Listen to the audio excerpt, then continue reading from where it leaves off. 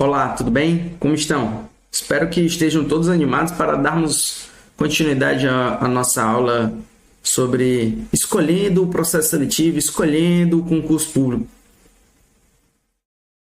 Ao longo dos anos, eu pude observar que alguns pontos eram mais importantes na escolha de participar ou não de um processo seletivo. E aqui eu os elenquei e a gente vai analisar cada um e depois chegamos a algumas conclusões. Tudo bem? Vamos lá? Alguns pontos que elenquei foram, por exemplo, a atividade desempenhada no processo seletivo, no cargo público propriamente dito, depois de aprovado.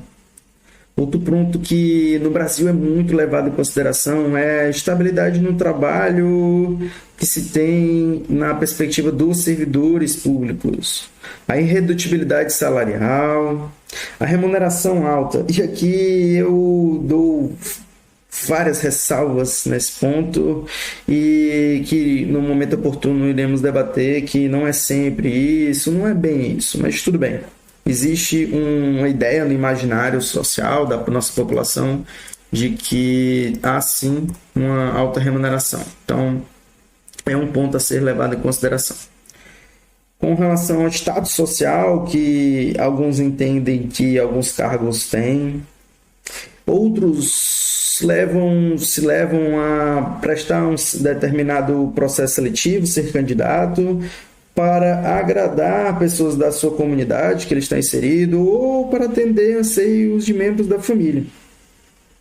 E, por fim, a autoafirmação por completar uma atividade difícil. O sujeito ele interpreta que o processo seletivo, o concurso é muito difícil e aí, se ele foi aprovado, ele passou num processo seletivo difícil, então ele é bom. É um jeito de se autoafirmar. A atividade desempenhada, ela tende a ter um desempenho superior na preparação, porque a pessoa ela se vê desempenhando a atividade final, realmente. Então, imagina o seguinte cenário. Tem uma pessoa que quer ser piloto de caça. Ele se vê sendo piloto de caça. Então, quando ele está lá estudando para passar para o processo seletivo da Academia da Força Aérea, ele se esforça bastante, realmente dá o gás ali todos os dias na prova, no treinamento, no estudo, porque ele se vê como um piloto. Então, não é algo que alguém está dizendo para ele que ele tem que fazer. Ele entendeu que ele tem que atingir o padrão mínimo para performar aquela atividade, para ser daquele grupo. Então, é muito importante para ele. Daí, ele se mantém mais tempo na atividade. A busca de uma atividade profissional ideal pode se mostrar uma jornada árdua, tudo bem. Mas no desenvolvimento pessoal, durante esse período, é intenso, porque você vai se conhecer, vai conhecer o conteúdo daquele cargo que você quer exercer, que normalmente estão atrelados à atividade fim. Então, é muito importante, se você se vê desempenhando aquela atividade, ter o conhecimento técnico. Então, o processo seletivo ele te obriga a ficar com o mínimo para iniciar a atividade. Com relação à estabilidade no trabalho. A estabilidade no trabalho se deve ao fato dos servidores estáveis efetivos não poderem ser demitidos do cargo sem um processo administrativo ou judicial, que seja provada alguma conduta que justifique a demissão ou caso ocorra um cenário de recessão econômica catastrófica. Esse instituto não encontra paridade na iniciativa privada. Aí atrai muita atenção de vários cidadãos. Existe para proteger o servidor de pressões políticas e perseguições pessoais. Há diversas funções exercidas pelos servidores que desagradam pessoas que detêm poder político, econômico ou até mesmo midiático. Então é necessário existir ferramentas que protejam o servidor no correto exercício de suas funções e a sociedade tenha a correta prestação de serviço público.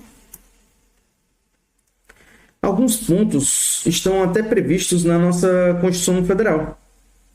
E é importante a gente verificá-los para ter o entendimento de que a estabilidade ela não é automática, muito menos absoluta. Vamos lá vê-los? Constituição Federal, artigo 41. O servidor público estável só perderá o cargo em virtude de sentença judicial, processo judicial, ou mediante processo administrativo em que lhe seja assegurada ampla defesa, ou mediante procedimentos de avaliação periódica de desempenho, na forma da lei complementar assegurada ampla defesa. Então, aqui, nesse artigo, temos o cenário de processo judicial, processo administrativo ou avaliação de desempenho. Vai ter também o processo administrativo na avaliação periódica de desempenho, mas aqui vê-se claramente que há uma busca pela eficiência na prestação de serviço público na perspectiva do servidor. O servidor ele tem que entregar performance, ele tem que performar, entregar o fruto do seu trabalho. Outro cenário, saindo agora do artigo 41 indo por 169, se refere ao orçamento, que existe um cenário de crise econômica que pode ensejar a demissão de servidores. Vamos ver? Artigo 69, parágrafo 4º. Se as medidas adotadas com base no parágrafo anterior não forem suficientes para assegurar o cumprimento da determinação da lei complementar referida nesse artigo, o servidor estável poderá perder o cargo, desde que ato normativo motivado de cada um dos poderes especifique a atividade funcional, o órgão ou unidade administrativa objeto da redução de pessoal. Então, aqui temos uma normativa direta na nossa Constituição Federal, dizendo que, sim, pode ser demitido por uma crise econômica. Vê-se claramente que não é um instituto absoluto. É importante também frisar que existe o período de estágio probatório. Normalmente, não são todos os cargos públicos, mas a regra geral é que exista. O servidor, ao ingressar no cargo público, ele vai passar por um estágio probatório, 3 anos, no qual ele vai ser avaliado no desempenho das atividades funcionais na vida real. E lá vai ter a cada 6 meses, 1 ano, depende de como está estruturado o órgão, um relatório do seu desempenho. E depois desse período ele pode sim ser efetivado ou não, certo? Então, mais uma vez, eu friso que não é automático a ideia de estabilidade, tá ok? E mesmo depois de estável, existem cenários do servidor ser demitido.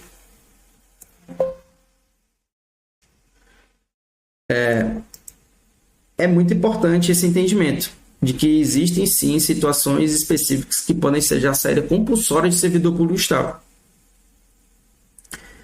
pois a estabilidade funcional não pode servir como salvo-conduto para exercício de atividades nocivas à sociedade ou contrárias ao interesse público.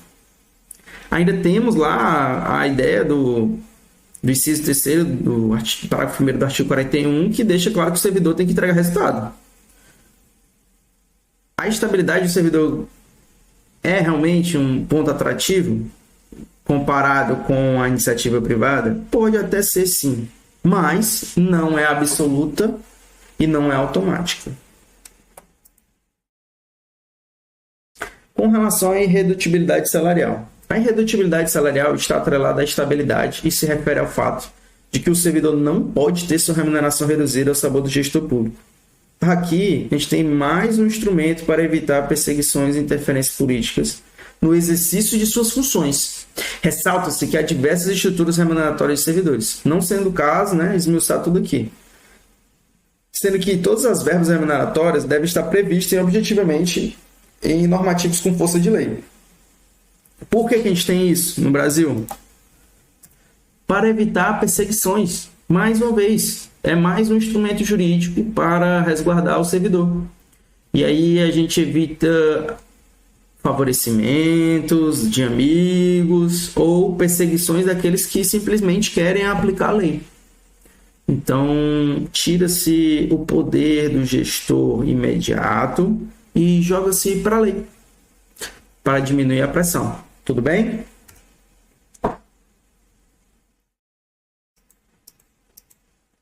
Esse ponto é muito importante, pois há constantes crises econômicas no Brasil e a remuneração dos seus servidores, de maneira geral, são pouco impactadas imediatamente. Isso aqui é importante dizer. Pouco impactadas imediatamente. Claro que no médio e longo prazo também sofre negativamente com o congelamento da remuneração, combinado com o efeito inflacionário sobre a economia. Além de tudo dito, houve na história recente, em mais de uma oportunidade e em mais de um ente federado, o parcelamento do pagamento da remuneração dos seus servidores, devido a problemas de fluxo de caixa do ente pagador. Essas situações nos dão uma nobre lição. Apesar de existirem previsões no ordenamento jurídico vigente, a economia real impacta a remuneração dos seus servidores. Mais uma vez, é importante ficar atento aqui. A remuneração do servidor ela está prevista em lei. Ok, é um número. Mas, como vivemos num país que tende a ter uma economia inflacionária, se houver o congelamento do valor nominal, o poder econômico real do servidor vai ser destruído, corroído ao longo do tempo. E não demora muito se tivermos uma economia muito inflacionária. Então, essa ideia de que a capacidade aquisitiva do servidor vai ser linear, sempre preservada, também é uma ficção. É uma ideia, pode se concretizar ou não. Tudo bem? A questão do parcelamento pode acontecer, já aconteceu. É normal? Não, é uma crise, mas existiu e pode voltar a existir.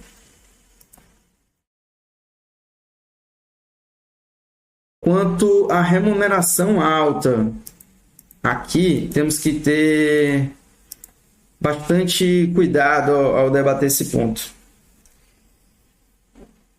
Existe uma diversidade de cargos públicos com estruturas remuneratórias diferentes. Então, resta ao interessado pesquisar os normativos para entender a sua remuneração e, na sequência, observar os respectivos portais da transparência para visualizar efetivamente a remuneração real do cargo. No Brasil, já realizaram diversos estudos técnicos sobre a remuneração dos servidores, comparando diferentes carreiras dentro de um mesmo ente, bem como comparando carreiras semelhantes em entes diferentes. Por fim, compararam carreiras semelhantes da iniciativa privada e pública.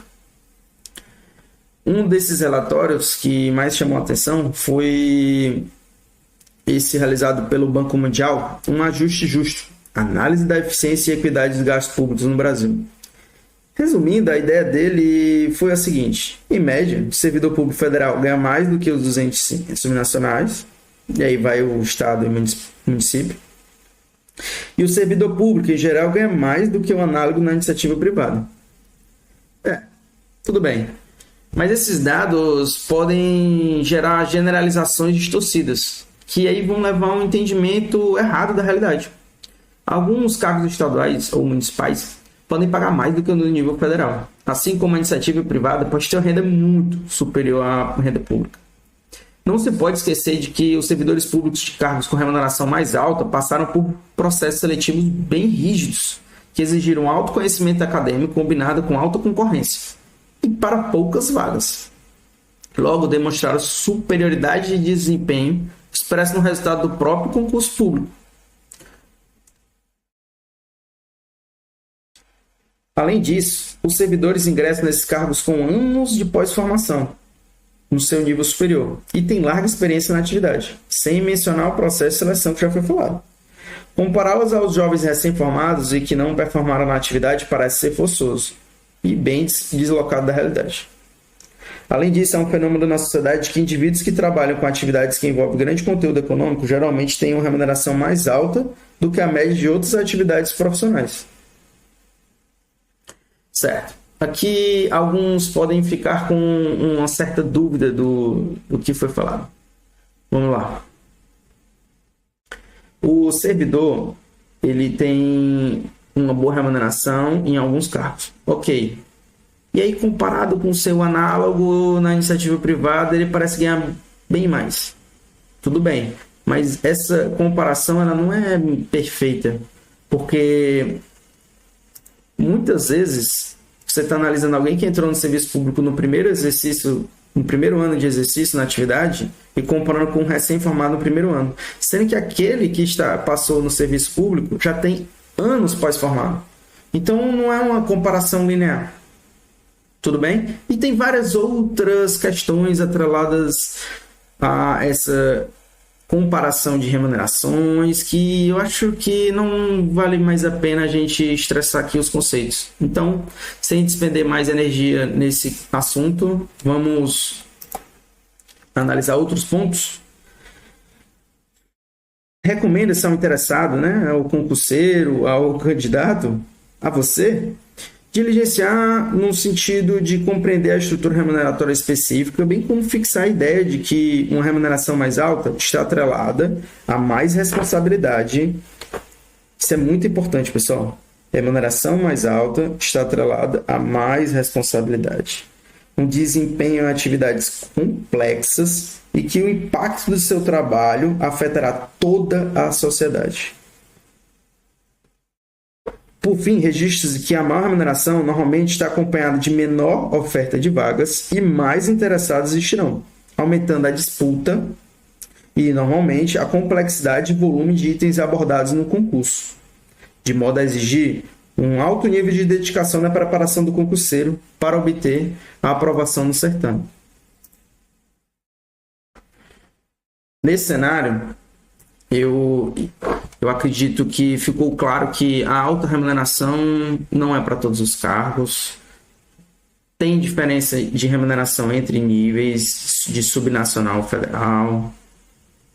Além disso, não é certo que a iniciativa privada paga menos. Em muitos casos, a iniciativa privada paga mais. Então, você tem que estudar o cargo que você quer, estudar o mercado, comparando público e privado, dentro do público, entes nacionais. Ok, e tudo isso no final para você apenas compreender a remuneração, que por si só não é suficiente para fazer você conseguir se manter aplicado, estudando, firme e ter a aprovação no processo seletivo. É só mais um elemento. Eu sei que é importante, a remuneração pode auxiliá-lo, resolver problemas imediatos, mas por si só aí ao longo da minha vida eu percebi que não é o motivo mais forte e normalmente por si só não consegue manter-lo estudando.